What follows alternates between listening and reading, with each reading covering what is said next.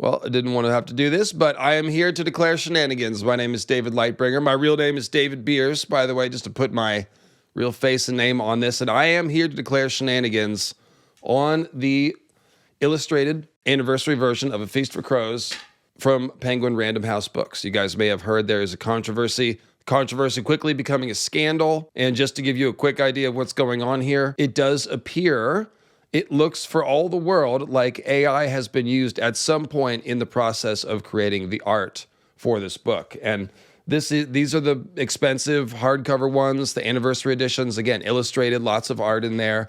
It is billed by Penguin Random House as having 24 new color illustrations by artist Jeffrey R. McDonald. And basically everyone is saying, to the best of their knowledge, AI wasn't used. But we're going to take a look at it, and it's really hard to believe that that is the case. And I want to be careful about my words. I'm not specifically accusing anyone of definitely using AI, because we don't know for sure. I don't know for sure. Everyone is just reacting to what they can see. And what we can see is unacceptable. And the statements that have come out from, the statement that came out today was from Rhea Golden, who is one of George's minions and an illustrator in her own right. She's the art director for this project. She came out and took ownership of that and says that to her knowledge, no AI has been used. Jeffrey McDonald has said that no, he didn't use AI. But we're going to take a look. And again, there's some questions that need to be answered.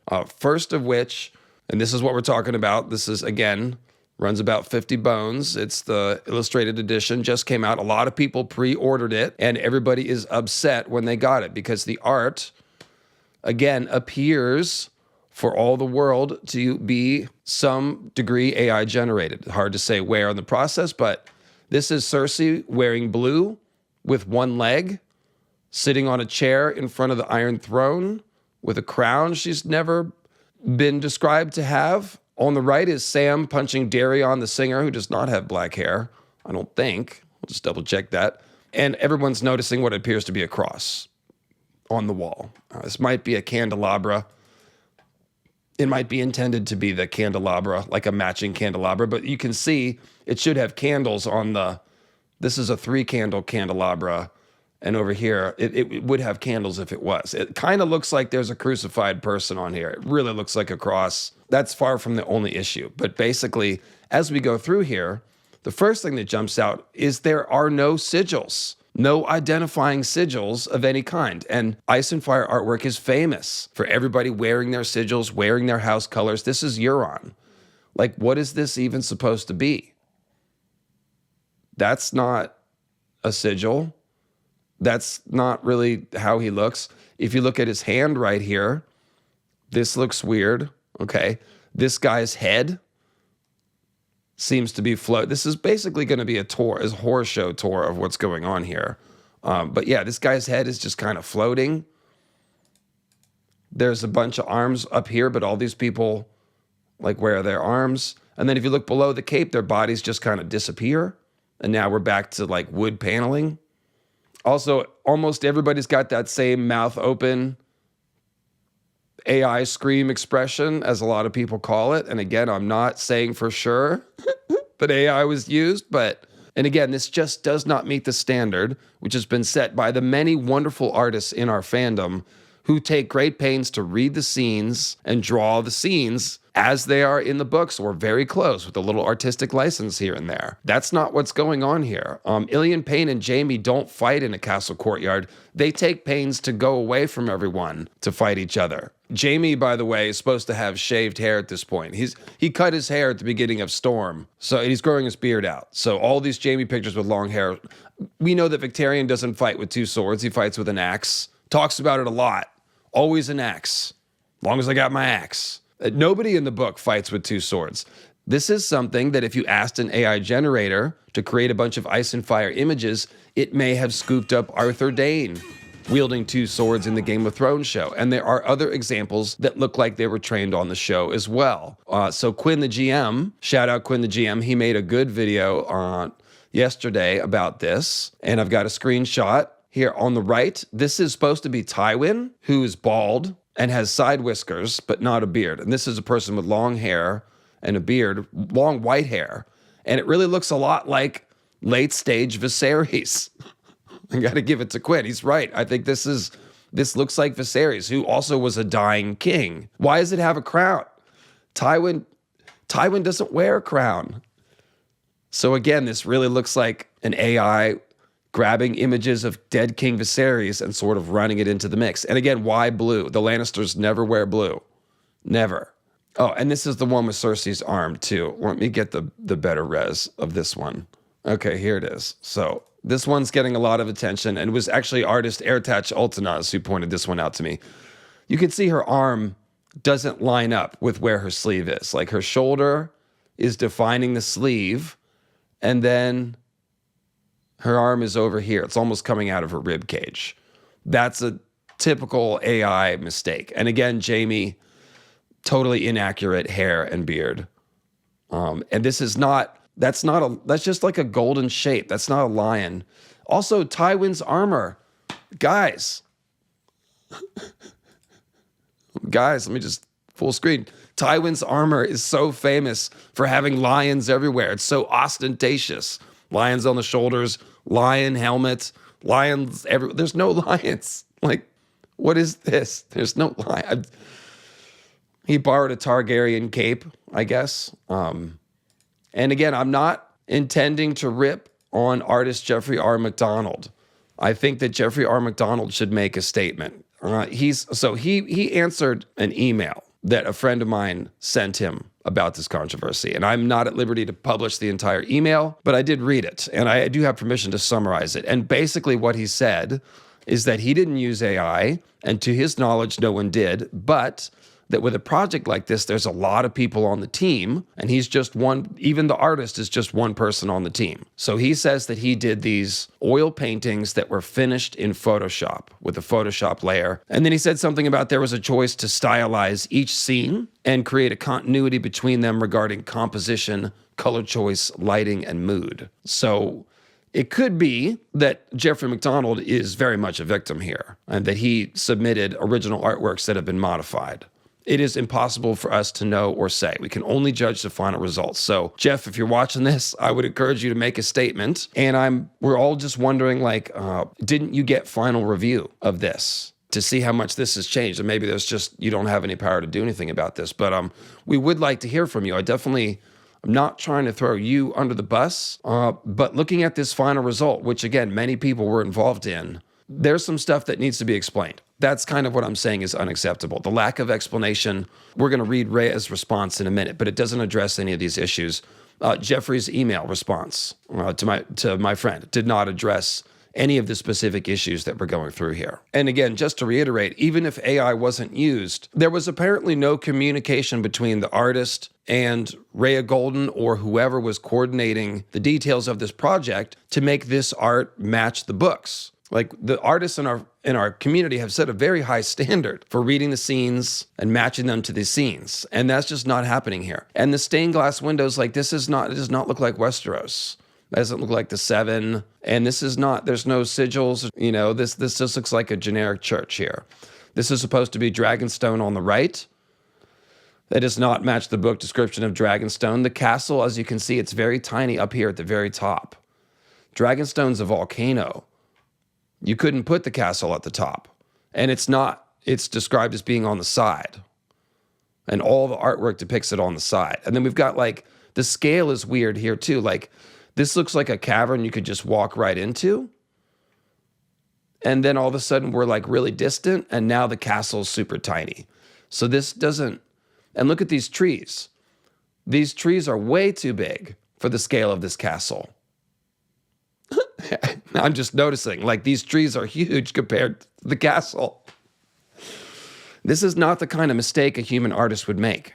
This is the kind of mistake a machine makes that doesn't understand what it's doing. Because, of course, AI art, quote unquote, it's really simulated art. It doesn't think through the process. It doesn't understand scale and composition. It's just taking amalgamations of stuff that it's seen and sort of mashing it together. And so here's a great example that I found of this. So on the left is a fandom art, a real human art. This is by artist Ander Pazyniuk, Pazyniuk. And this is Sansa and Sweet Robin, as you can see. And look on the right, this is from the new A Feast for Crows. And you can see, look at the castle. Look at the turrets of the castle. Look at the line of the cliff, the lines of the whole composition. The bridge is closer in this one, but it's the same arched stone bridge. And you can even see the line of the snow here matches the lines that are happening in this image. You can even see, okay, look at this. Do you see how there's a wolf? Remember, in this scene, Sansa's hearing a ghost wolf howl. And so the artist, because they understand what's going on, they've added this little spirit wolf. See that? Do you see the echo of it here? Do you see the ears of the wolf? It's right there. It's right there. And that is a hallmark of AI. Look, even the flow of the snow here across left to right, it matches the wolf. But it's not a wolf. It's just become snow. So this really needs to be explained. And frankly, if this really is a case of Penguin Books putting out a $50 book that's essentially stolen the artwork of a fandom artist, but again, potentially, if that's what has happened, this is outrageous. This is outrageous. George Martin is a part of a class action lawsuit, as you guys probably know, suing OpenAI for copying, for training without permission. And it looks very much like this artwork has been trained on this one on the left, again, by Ander Pazaniak, without permission. It sure looks that way, okay? And then here is the original tweet thread, and shout out to at Novem Bernaten. This is where I'm getting all these images. They scanned them in, so thank you. They're comparing this art by Zippo514 on the left to this one from the A Feast for Crows illustrated edition on the right. A lot of similarities, not exactly the same, but this is consistent with how AI, trains on stuff and then reproduces it. And of course, this crown, again, this is a generic crown. That's not the King of Winter crown. On the left, that is a human artist drawing something they read out of the book. 9 swords, there's a wolf head. This is a generic crown. It has nothing to do with ice and fire. It just doesn't. So here we've got Stannis fighting Jaime. No, I'm sorry, that's Illian Payne. Looks a lot like Stannis, though. Illian Payne's not somebody that, you could train the AI on. But Stannis' face is everywhere. That looks like Stannis. But this is actually this is another one that looks like it's been trained on fan art. So check this out. On the left is Victorian Greyjoy by Pedro Cardoso. If you compare this to the AI art, we will see a lot of similarities. The pose is like the one on the right, and the blue and yellow is like the one on the right. And this is by Nick Callanan. But let's look at this one on the left first. Okay. Notice the circular things holding the cape. Looks like there's a shade of a similar circular design here. Helmet is very similar. And then, of course, the angle of the ship is the same. The deck. Okay. I also want to point out that this hand does not look right. Like the angle on this hand is weird. And the sword, the way it's like, where's the rest of the hand? The angles don't really match there. But then if we look at this one, we can see. See, Victorian wears black and yellow, always black and gold. This one did give him blue for whatever the reason. The artist took the license to make him blue, probably to match the blue of the mermaids. And he's made the armor look kind of like fish scale. So that's artistic license, right? And it looks like this one trained on this and made it blue instead of black. All the other Victorian artwork is black and gold like this. So where did it get the blue? It either got it from this, or it got it because it turned half the characters blue for some apparent reason. This is supposed to be King Aerys on the left. Again, wearing bluish purple. There's no, everyone who draws King Aerys always does the fingernails because that's such a vivid part of his description. There's no fingernails. No Targaryen trappings of any kind. No sigils, no banners. Try to think of a picture of a Targaryen sitting on the throne that you've seen that doesn't have any Targaryen sigils or banners. And we haven't seen a single one.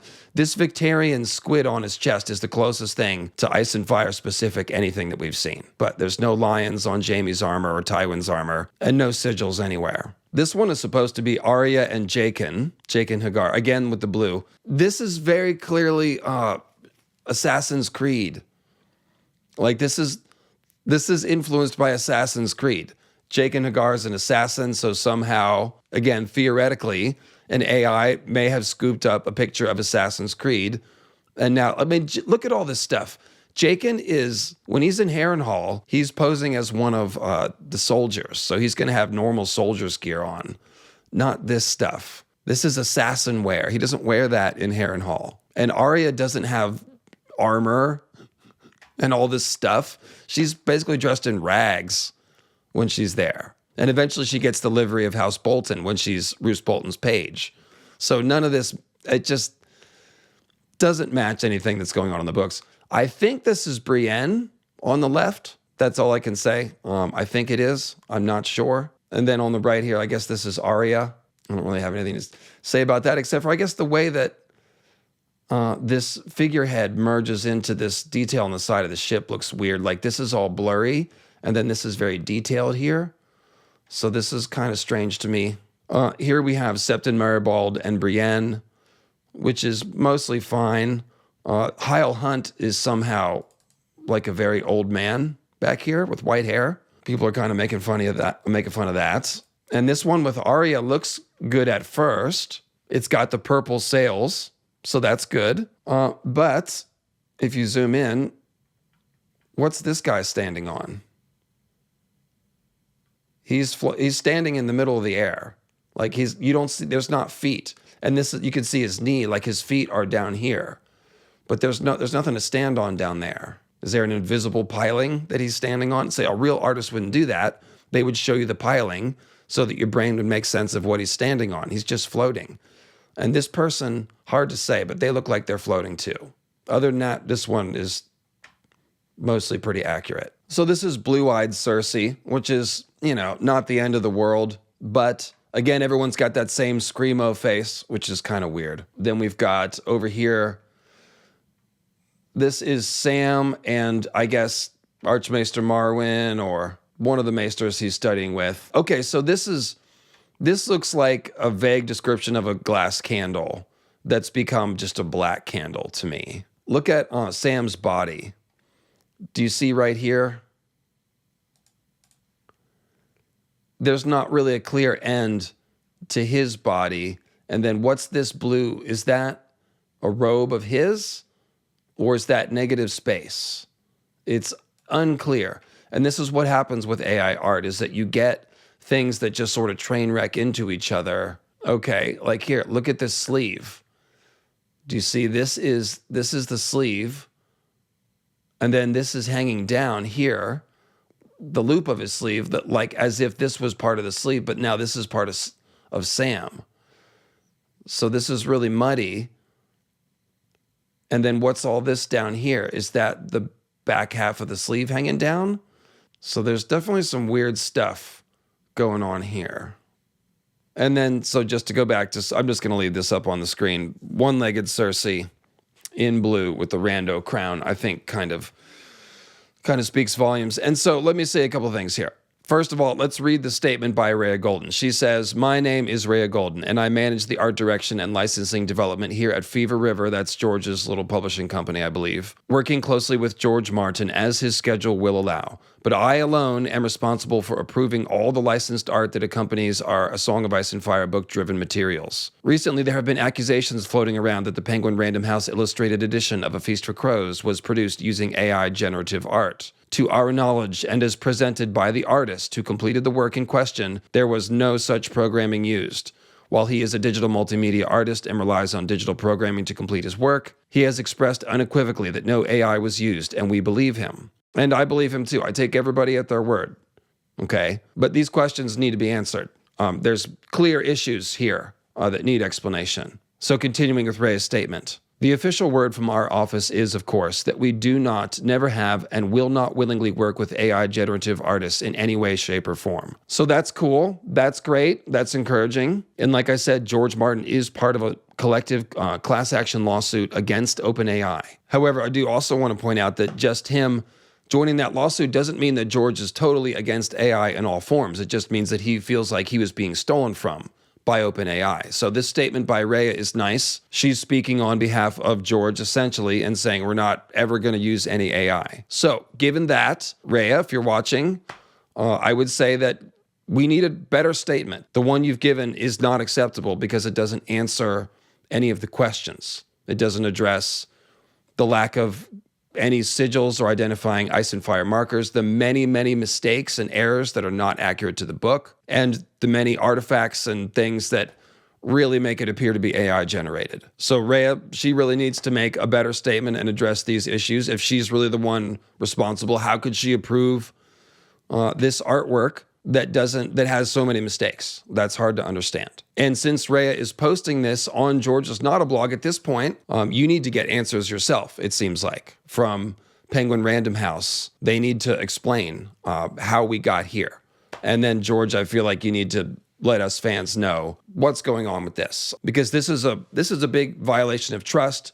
This is also a betrayal of, apparently, of George's own position on AI art. So this is not okay. This cannot just go on by the by. And then as far as Penguin Random House and you, the consumer, first of all, everyone should demand a refund. This does not match the billing of 24 original color illustrations of A Song of Ice and Fire scenes by Jeffrey R. McDonald. There's many problems with that statement. So if you bought it, you should ask for a refund. You should try to return it from a store if you bought it there. Send Penguin House an email and raise hell. That's what I would do. And Penguin Random House, you need to fess up.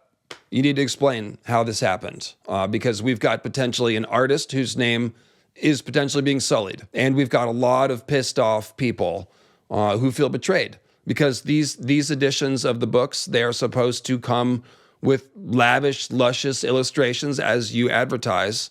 And this just does not meet this. It's well below the standard. And until you can convince people credibly that AI art was not used in this book, you're going to have a trust issue. So let's talk business here.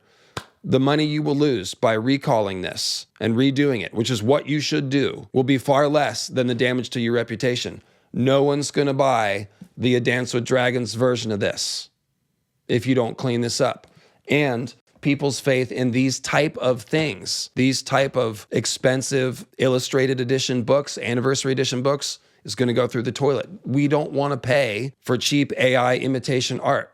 That's not what we want. So if you need to invent some fictional intern and blame it on them, whatever. But you can't just tell us that everything is on the up and up and not address any of the issues here. All right, guys. So as you can see, this is something I care about deeply. I'm very passionate. I'm well known as a anti-AI crusader, which I own. I'm against AI on every level. And I'm also well known for, of course, setting a very high standard for how we display the fandom art. I work really hard to find all the best fandom art, really all the fandom art. I like to show all types of stuff. And as you guys know, I always put the name of the artist and the name of the work under the art, so that anytime you see art on my channel, you know just how to look it up, just where to go find it, so that you can support the artist if you want to. I've actually commissioned a fair amount of fan art, and you can find that in an art gallery on the David Lightbringer Patreon. But the point is, the fan art is such an important part of our community. And so this really just feels like a betrayal. Of course, most of you will be familiar with the ethical issues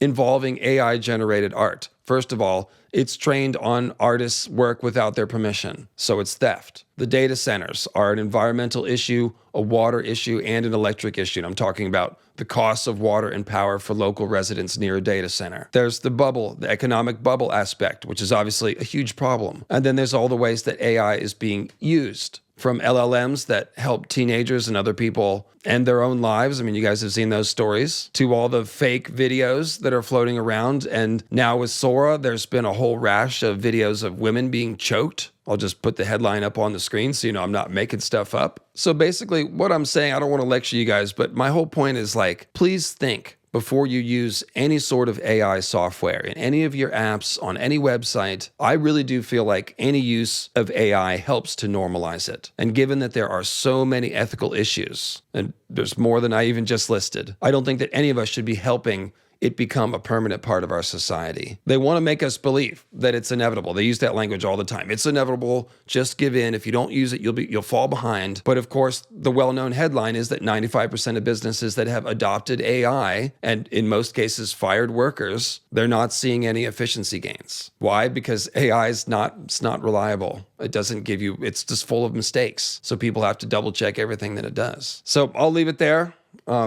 Mini lecture, I don't know. But yeah, I want to exhort you guys, that's the point. Because remember, you have to support the things that you love if you want them to stay around. Otherwise, they'll disappear.